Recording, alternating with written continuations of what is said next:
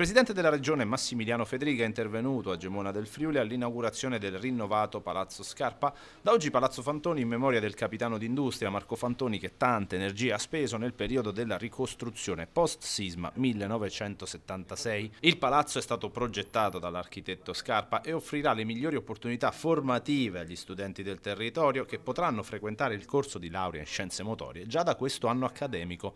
Un pezzo di storia che testimonia la voglia di rilancio post-terremoto di questa terra, perché proprio Palazzo Scarpa è stato anche costruito per far vedere che c'era la ricostruzione, ma anche la nuova costruzione che guarda al futuro con una grande opera architettonica. La struttura è stata acquistata dal comune di Gemona del Friuli grazie a un finanziamento della regione di 1,5 milioni di euro, al quale si è affiancato un contributo del gruppo Fantoni per 1 milione di euro, fondi che hanno permesso l'adeguamento degli spazi per le nuove finalità educative in quella che è stata una primissima operazione di partenariato pubblico-privato. E poi il protagonismo anche della famiglia Fantoni, perché questo è un progetto che c'è una collaborazione tra pubblico e privato, dove la Regione ha messo dei contributi importanti al Comune, così come la famiglia Fantoni e l'azienda Fantoni.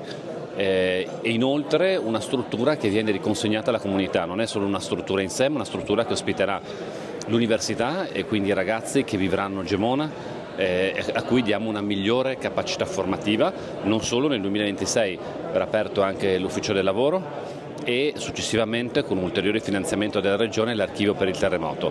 Quindi penso veramente un'opera di successo che vede al centro di Gemona una nuova vita per un palazzo che aveva ospitato una banca e oggi ospiterà studenti e cittadini.